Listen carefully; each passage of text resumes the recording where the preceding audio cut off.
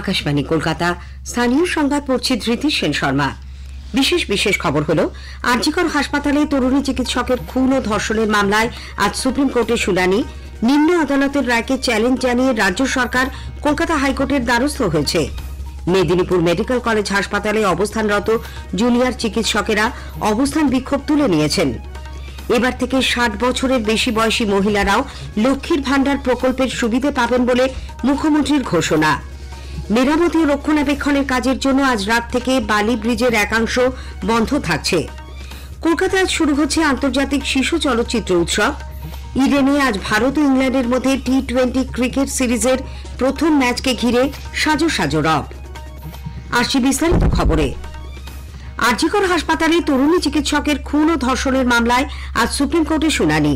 প্রধান বিচারপতি সঞ্জীব খান্না ও দুই বিচারপতি সঞ্জয় কুমার এবং কে.ভি. বিশ্বনাথনের বেঞ্চে এই শুনানি হওয়ার কথা। আরজিকর কাণ্ডে সুপ্রিম কোর্ট স্বতঃপ্রণোদিত হয়ে যে মামলা গ্রহণ করেছিল, তার সঙ্গে নির্যাতিতার পরিবারের দায়ের করা মামলারও একই সঙ্গে আজ শুনানি হবে বলে জানা গেছে। এই ঘটনায় শুধুমাত্র সঞ্জয় রায় নয়, আরও অনেকে যুক্ত বলে সন্দেহ প্রকাশ করে নির্যাতিতার বাবা সিবিআই এর চার্জশিটের প্রেক্ষিতে কয়েক দফা প্রশ্ন তুলে শীর্ষ আদালতের দ্বারস্থ হয়েছিলেন। এদিকে নিম্ন আদালতের রায়কে চ্যালেঞ্জ জানিয়ে কলকাতা হাইকোর্টের দ্বারস্থ হয়েছে রাজ্য সরকার। দুই বিচারপতি দেবাংশু বসাক এবং মোহাম্মদ শাব্বার রশিদির ডিভিশন বেঞ্চে গতকাল তারা মামলা দায়েরের অনুমতি চায়। ডিভিশন বেঞ্চ সেই অনুমতি দিয়েছে। উল্লেখ্য, নিম্ন আদালতের রায়ে অসন্তোষ প্রকাশ করে মুখ্যমন্ত্রী মমতা ব্যানার্জি হাইকোর্টে আবেদন জানানোর কথা বলেন। আগেই জানানো হয়েছে, আরজিকরের তরুণী পিজিটি চিকিৎসকের ধর্ষণ ও খুনের ঘটনায় একমাত্র ধৃত সঞ্জয় রায়কে শিয়ালদা আদালত সোমবার আমৃত্যু কারাদণ্ড দেয়। এদিকে নিম্ন আদালতের রায়কে চ্যালেঞ্জ করে রাজ্য সরকারের হাইকোর্টের দ্বারস্থ হওয়া সস্তার প্রচার ছাড়া আর কিছুই নয় বলে বিরোধী দলনেতা শুভেন্দু অধিকারী মন্তব্য করেছেন। গত সন্ধ্যায় তিনি পানিহাটিতে নির্যাতিতার বাড়ি ভিড়তে গিয়ে পরিবারের সদস্যদের সঙ্গে কথা বলেন। পরে বিজেপি নেতা সাংবাদিকদের বলেন, নির্যাতিতার বাবা মা যে বৃহত্তম আইনি লড়াইয়ে নামছেন, তাতে তিনি সাধ্যমতো সহযোগিতা করবেন।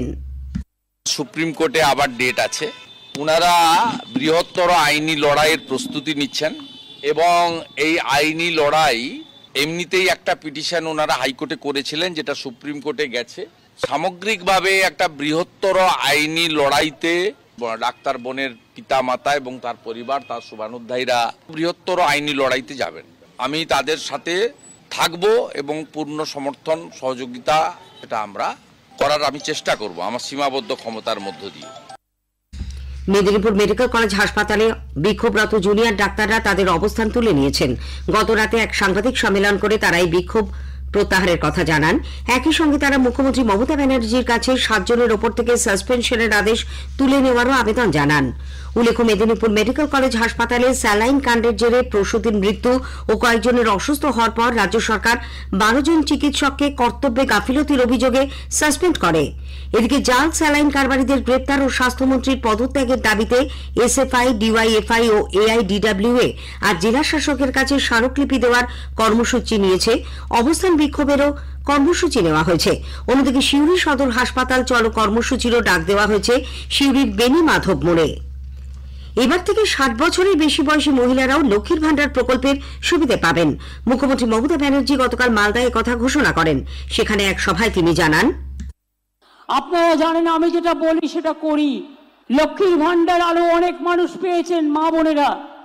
লক্ষ্মীর ভাণ্ডার সিদ্ধান্ত হয়েছে এখন থেকে যিনি লক্ষ্মী ভাণ্ডার পান সারা জীবন পাবেন। আপনাকে আর মনে করতে হবে না যে 60 বছর পর্যন্ত আমি পাবো না।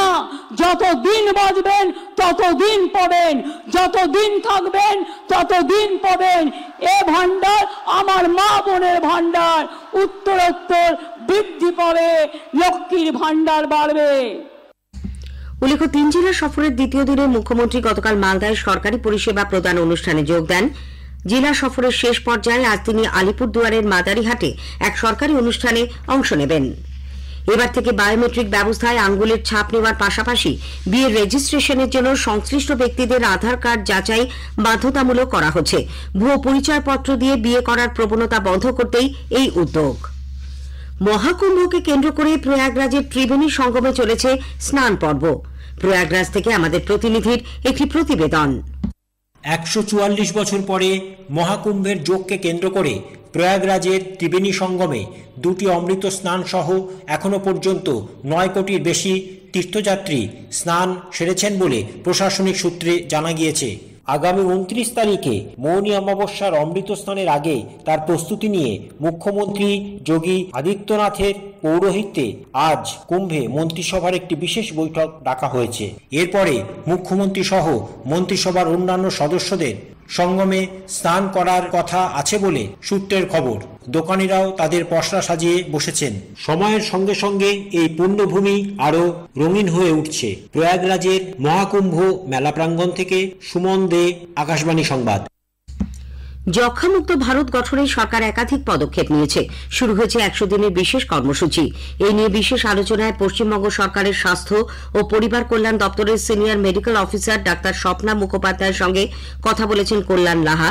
আকাশবাণীর সংবাদ কলকাতা প্রযোজিত অনুষ্ঠানটি শোনা যাবে আজ রাত 9:30টায় গীতাঞ্জলি, 107 প্রচার তরঙ্গ ও ডিটিএইচ বাংলায় এবং আমাদের সোশ্যাল মিডিয়া প্ল্যাটফর্মে। স্থানীয় সংবাদ শুনছেন আকাশবাণী কলকাতা কেন্দ্র থেকে। আমাদের সংবাদ শোনা যাবে ইউটিউব চ্যানেল আকাশবাণী সংবাদ বাংলা, ফেসবুক ও ইনস্টাগ্রাম আকাশবাণী সংবাদ কলকাতা এবং এক্স হ্যান্ডেল AIR নিউজ কলকাতাতে। মেরামতি ও রক্ষণাবেক্ষণের কাজের জন্য বালি ব্রিজের একাংশ বন্ধ রাখার সিদ্ধান্ত হয়েছে। আজ রাত 12টা থেকে আগামী সোমবার 27শে জানুয়ারি সকাল পর্যন্ত এই সেতুর কলকাতার দিক থেকে বেরোনোর লেনটি বন্ধ থাকবে। কলকাতাগামী লেন চালু থাকলেও অন্যদিকের লেনটি বন্ধ থাকায় যান চলাচলের জন্য বিকল্প হিসেবে নিবেদিতা সেতু ব্যবহার করা হবে বলে ঠিক হয়েছে। উল্লেখ্য, একই সময় শিয়ালদা ডানকুনি শাখায় 4 দিন ট্রেন বন্ধ থাকার কথা আগেই ঘোষণা করা হয়েছিল। এর ফলে ওই সময় যাত্রীরা চরম সমস্যায় পড়বেন বলে মনে করা হচ্ছে। পূর্ব রেলের হাওড়া ডিভিশনে ট্রাফিক ও পাওয়ার ব্লকের জন্য আগামীকাল থেকে রবিবার পর্যন্ত ওই ডিভিশনের বেশ কিছু লোকাল বাতিল থাকবে। ওই সময় ব্যান্ডেল থেকে হাওড়া 15, শেওড়াফুলি থেকে হাওড়া 11, বেলুড়মঠ থেকে হাওড়া 2 ও শ্রীরামপুর থেকে হাওড়া 2টি ট্রেন বাতিল করা হয়েছে। রাজ্য তথ্য সংস্কৃতি দপ্তরের সহযোগিতায় শিশু কিশোর একাডেমির আয়োজনে 7 দিনব্যাপী কলকাতা আন্তর্জাতিক শিশু চলচ্চিত্র উৎসবের সূচনা হবে আজ বিকেলে নন্দন প্রেক্ষাগৃহে। একটি প্রতিবেদন। 30টিরও বেশি দেশের 116টি ছবি নিয়ে 7 দিন ধরে চলবে 11তম কলকাতা আন্তর্জাতিক শিশু চলচ্চিত্র উৎসব। নন্দন 1, 2, 3 রবীন্দ্র সদন, শিশির মঞ্চ, চলচ্চিত্র শতবার্ষিকী ভবন, রবীন্দ্র ওকাগুরা ভবন ও রবীন্দ্র তীর্থ ছাড়াও একতারা মুক্ত মঞ্চে প্রতিদিন সন্ধ্যা 6টায় পৃথিবীর বিখ্যাত 7টি শিশু চলচ্চিত্র দেখানো হবে। এবারের থিম ফ্যান্টাসি বা কল্পনা। উদ্বোধনী ছবি গুজরাটি ভাষার এলহ্যাম, পরিচালক ধ্রুব হর্স। শিশু কিশোর একাডেমির সভাপতি অর্পিতা ঘোষ আকাশবাণীকে বলেন, উৎসবের অন্যতম আকর্ষণ হাতে কলমে সিনেমা তৈরির কর্মশালা। শুরু থেকে স্ক্রিপ্টিং থেকে ছবি তৈরি হওয়া পর্যন্ত পুরোটা এখানে হাতে কলমে শেখানো হয় বাচ্চাদের। এটা একটা টাইম টেকিং ব্যাপার। এই জন্য গতবার আমরা তো অনেক বাচ্চাকে একসঙ্গে ঢোকাতে পারিনি, তো প্রচুর ডিমান্ড ছিল, তাই আমরা এটাকে আবার এবছর রিপিট করছি এবং আমি আশা করবো যে এই কদিন বাচ্চারা প্রত্যেকে বাবা মাদের সঙ্গে করে নিয়ে এই ছবিগুলো দেখতে আসবে এবং খুব ভালো ভালো ছবি আছে যেগুলো হ্যারি পটার কমপ্লিট সিরিজ আমরা দেখাচ্ছি, আরো সমস্ত বিখ্যাত ছবি আছে, সেগুলো দেখলে বাচ্চাদের ভালো লাগবে। রত্না রায়ের সঙ্গে অভিজিৎ চক্রবর্তী, আকাশবাণী সংবাদ কলকাতা। নদিয়ার তাহিরপুরের 3 বছর 3 মাসের ঈশান বিশ্বাস এক অদ্ভুত প্রতিভার পরিচয় দিয়ে সবার নজর কেড়েছে। মাত্র 4 মিনিট 52 সেকেন্ডে 215টি ফুল, ফল, জীবজন্তু, পশু পাখি, দৈনন্দিন অনেক বস্তুর ইংরেজি নাম বাংলায় বলে সে ইন্ডিয়া বুক অফ রেকর্ডস এবং এশিয়া বুক অফ রেকর্ডসে স্থান পেয়েছে। ইডেনে আজ ভারত ও ইংল্যান্ডের মধ্যে টি-20 ক্রিকেট সিরিজের প্রথম ম্যাচকে ঘিরে সাজো সাজো রব। খেলা শুরু হবে সন্ধ্যে 7টায়। আমাদের ক্রীড়া প্রতিনিধির একটি প্রতিবেদন। আগামী বছর টি-20 বিশ্বকাপের প্রস্তুতির অঙ্গ হিসেবে আজ ভারতের তরুণ ব্রিগেড ইংল্যান্ডের বিরুদ্ধে মাঠে নামছে। রোহিত শর্মা, বিরাট কোহলির মতো অভিজ্ঞ ক্রিকেটাররা টি-20 থেকে অবসর নেয় ভারতীয় দলের ব্যাটিং শক্তি এখন অনেকটাই নির্ভরশীল অধিনায়ক সূর্যকুমার যাদব ছাড়াও সঞ্জু স্যামসন, অভিষেক শর্মা, রিঙ্কু সিংদের ওপর। চোট সমস্যার জন্য দলে নেই জসপ্রীত বুমরা। পেস আক্রমণের ঘাটতি পূরণ করতে দলে রয়েছেন অক্ষর প্যাটেল, ওয়াশিংটন সুন্দর, নীতিশ কুমার রেড্ডি, হার্দিক পান্ডিয়ার মতো একাধিক অলরাউন্ডার। নিউজিল্যান্ড ও অস্ট্রেলিয়ার কাছে টেস্ট সিরিজে ব্যর্থতার পর কোচ গৌতম গম্ভীরের কাছে এই সিরিজ সম্মান পুনরুদ্ধারের। ইডেনের উইকেট এবারেও ব্যাটিং সহায়ক হয় দু দলের সামনেই বড় ইনিংস করার হাতছানি রয়েছে।